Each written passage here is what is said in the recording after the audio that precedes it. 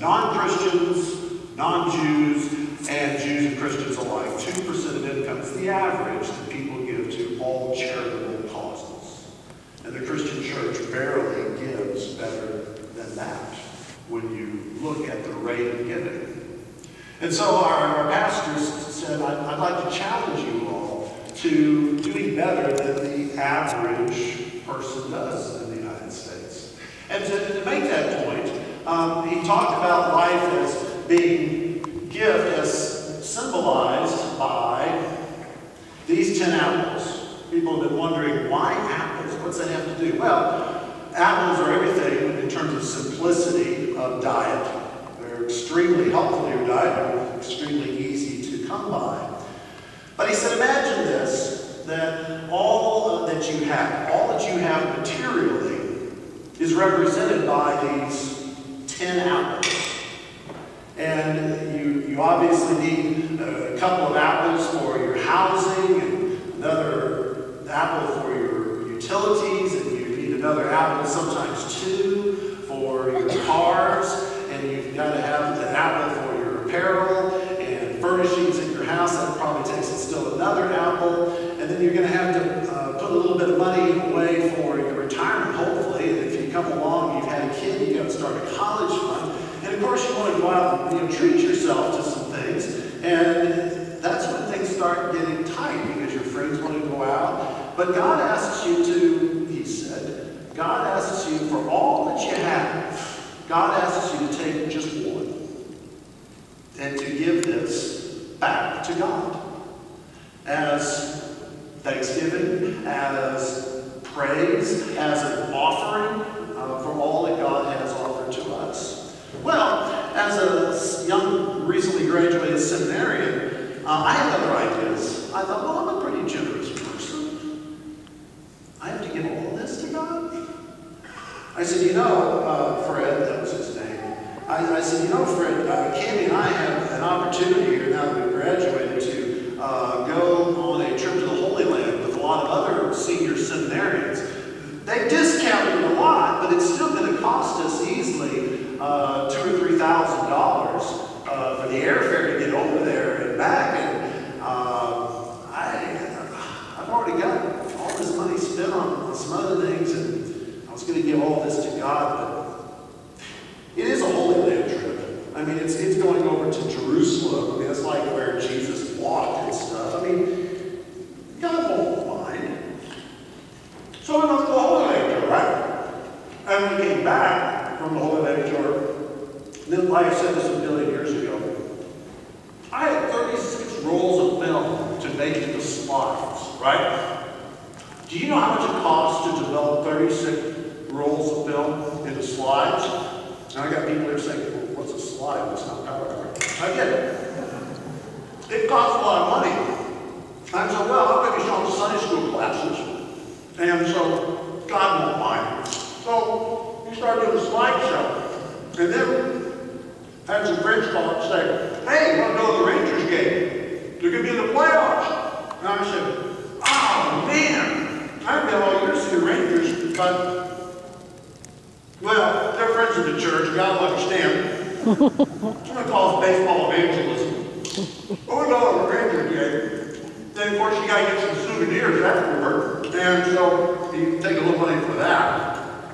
And then they want to go out to the restaurant after that. And so you got to go out to the restaurant because you don't want to be healed. Say, well, I got to go home. Everybody starts making fun of you. Then when they get further in the playoffs, now we want to get a little more television so we can see it during the playoffs. Well, God will understand because we'll invite church people over and stuff for it.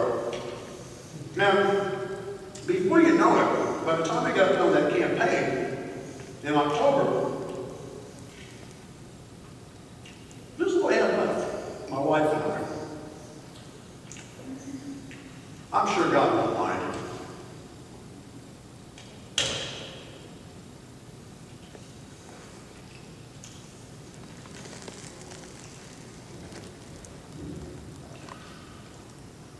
Pastor challenged us. He said, don't beat yourself down for what you're not doing, but hear yourself to God for what you are doing. And start just where you are. And I heard that loud and clear as being boldly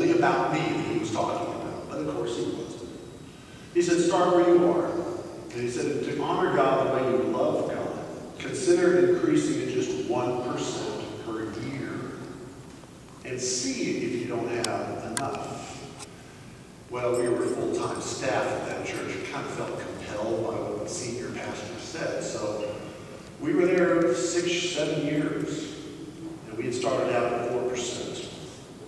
And we were there for 7 years. And we increased it 1% per year for 7 years.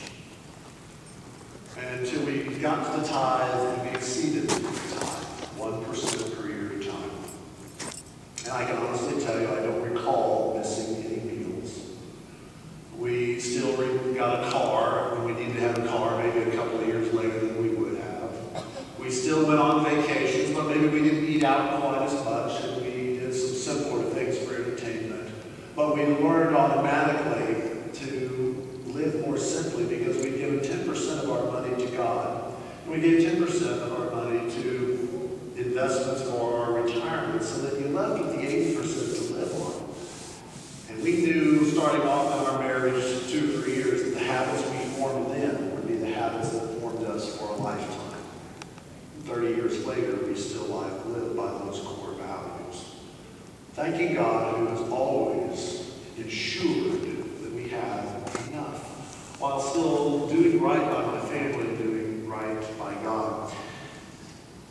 Adam suggests 5 steps for simplifying your life. They're listed in your bulletin, if you haven't read the book. He says, set a goal for reducing your consumption and choose to live below your means. Well, if you're doing those first 2 things I talked about, you're living on the other 80%. Guess what? You're simplifying and living below your means of what you could have purchased too. Before making a purchase, ask yourself, do I really need this, and why do I want this? I guess after that impulse buying. You know, sometimes, I don't know if y'all ever do this, I will see that a store is running a 50% off sale. And I will go and buy $300 worth of stuff because if I don't spend that much money, then I won't get the savings. Never occurring to me that, well, but if you didn't spend the $300 to begin with, then you would have had $300 more at the end of the day. Do I really need this? I thought I wanted a new Chevy Cruze, and I thought, do I really want this car? So I rented one for 3 days on a trip that she and I took.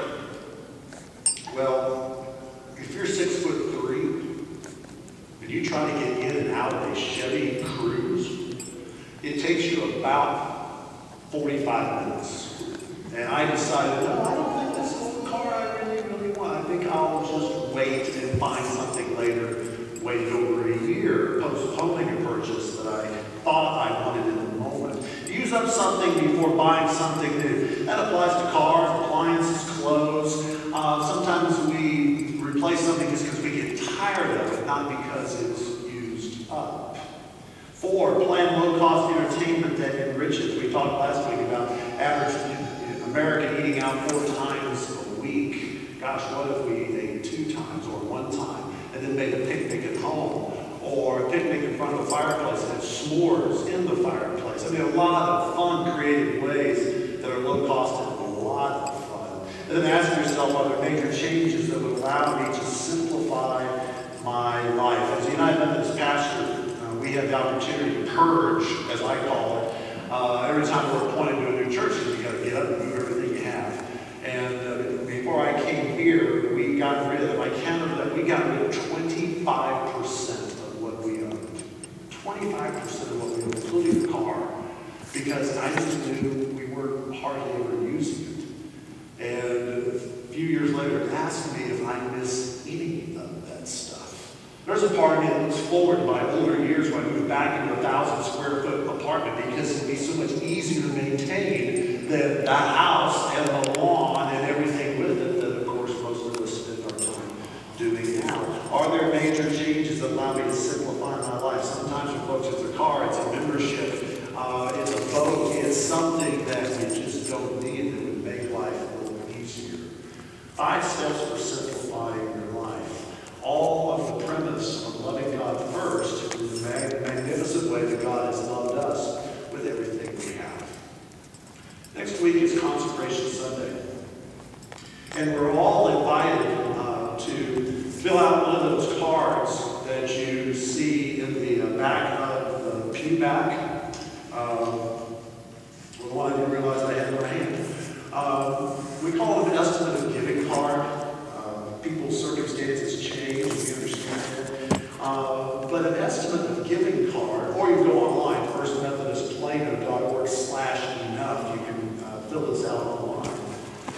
But an estimate of giving card really is a reflection of our estimate for living in 2017.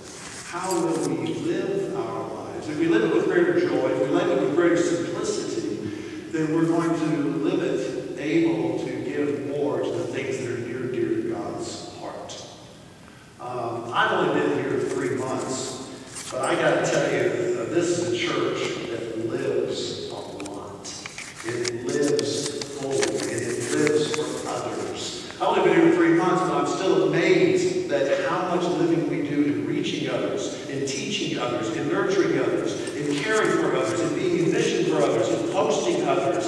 This church is just incredible in its reach and stands to do so much more as we enable ourselves to do so as a church in 2017. Finance committees would say, well, there's a pragmatic reason. We have to build a budget. And that's true. I mean, your company would be hard-pressed to build a budget if they were told, oh, we're not going to tell you what your income is going to be for 2017. But go ahead and build a budget.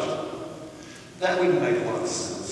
And the church is no different. The more we're able to give to God an estimate of what we will give, the more intelligent we will be able to build a forward-thinking budget to do more of what this church already does well and things we haven't thought of doing before. I'm all in. I think as we continue to live by what St. Paul says in Philippians, I know what it is to be content. I know what it is to live with much, and I know what it is to live with little. Thanks be to God. It's what my senior citizens teach me. It's what children rushing into a house on fire teach me. It is what a 22-year-old, 96 mile per hour slider pitcher teaches me. That as I simplify my life, I'm able to do so much more. This is the good news, and I invite you to join us next week on Consecration Sunday as we find out just how much more we're going to live in 2017.